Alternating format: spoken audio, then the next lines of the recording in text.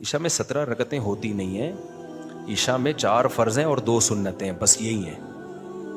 2 سنتیں جن کا عشاء سے، باقی نوافل ہیں وہ.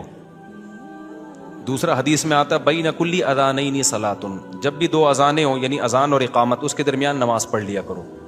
تو علماء نے کہا اس حدیث کی روح سے ہمیں عشاء کی اذان اور اقامت کے درمیان نماز پڑھ لینی چاہیے. اس حدیث کی روح سے نفل ہے، پڑھ لینی چاہیے، اچھی بات ہے. تو اب کتنی پڑھنی چاہیے؟ تو حدیث میں کوئی تذکرہ نہیں ہے کہ کتنی پڑھنی چاہیے. علماء نے کہا قیاس کیا ہے کہ دیکھو فجر سے کی 2 رکعتیں ہوتی ہیں تو اس سے پہلے بھی کتنی ہیں؟ 2 ہیں.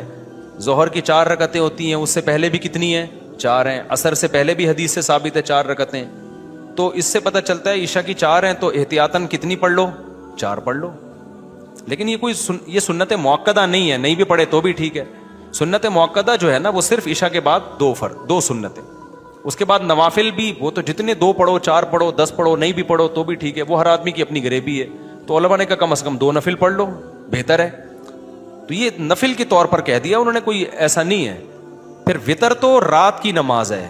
وطر عشاء کے بعد اس لیے پڑھے جاتے ہیں کہ ایسا نہ ہو قضا ہو جائیں، کیونکہ وطر کے بارے میں بہت شدید وعیدیں ہیں حدیث میں. تو وطر چھوڑنے کی اجازت نہیں ہے.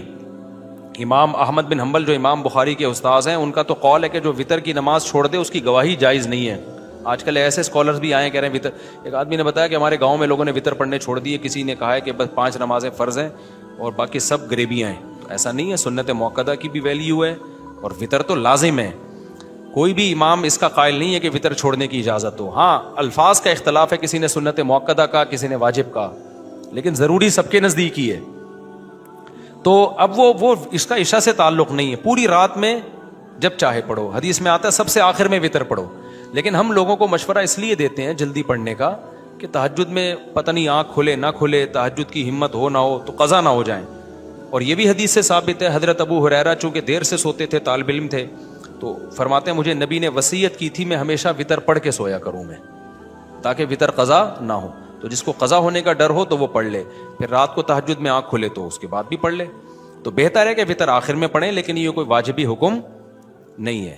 اگر پہلے پڑھ لیے تو اس کے بعد بھی ہو سکتا ہے. تو 17 رکعتیں اس طرح سے بنائی ہیں کہ 4 پہلے، پھر 2 بعد میں، اور خود عشاء کی 4، تو 4 دونی 8 اور 2 6، پھر 3 وطر. اچھا پھر وہ 2 نفل اور پڑھ لیتے ہیں تو 8 ہو گئے، 3 وطر کتنے ہو گئے؟ 11 12 13 بن رہی ہیں ابھی بھی، 17 تو نہیں بن رہے. 17 کہاں سے آ گئے؟ پھر 4 پہلے، پھر 4 فرض 8 9 10 11 12 13 14 15، ہاں پھر وطر کے بعد بھی 2 17. تو اس طرح سے تو یہ لازمی نہیں ہے. اصل جو عشاء کی رکعتیں ہیں صرف 6 رکعتیں، 4 فرض اور 2 سنت. تو ہلکی ہو گئی نا نماز بہت. اب بچوں کو جب 17 بتاتے ہو تو بے ہوش ہو جاتے ہیں. غیر مسلم نیا مسلمان ہوا، آپ کے عشاء کی 17 رکعتیں ہیں، وہ کیا کہے گا؟ گیا کام سے یار، ایک عشاء ہی پڑھتا رہوں گا میں ساری زندگی. تو اس کو بتاؤ 4 فرض پڑھ لو اور 2 سنتیں موقدہ. اور یہ سنت موقدہ بھی کبھی تھکاوٹ زیادہ ہو، سفر ہو، اس میں بھی چھوڑ سکتے ہو.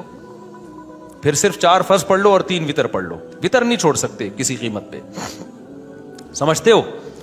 تو یہ 2 سنت موقدہ اگر کبھی چھوڑ بھی دی جائے نا، کیونکہ سنت موقدہ کا مطلب عام معمول اس کا بنانا ٹھیک نہیں ہے، لیکن کبھی بہت زیادہ تھکاوٹ ہو رہی ہے یا کہیں سفر کرنا ہے، نکلنا ہے، جہاز نکلنے کا خطرہ ہے، ٹرین نہیں، تو چھوڑ دو 2 سنتیں.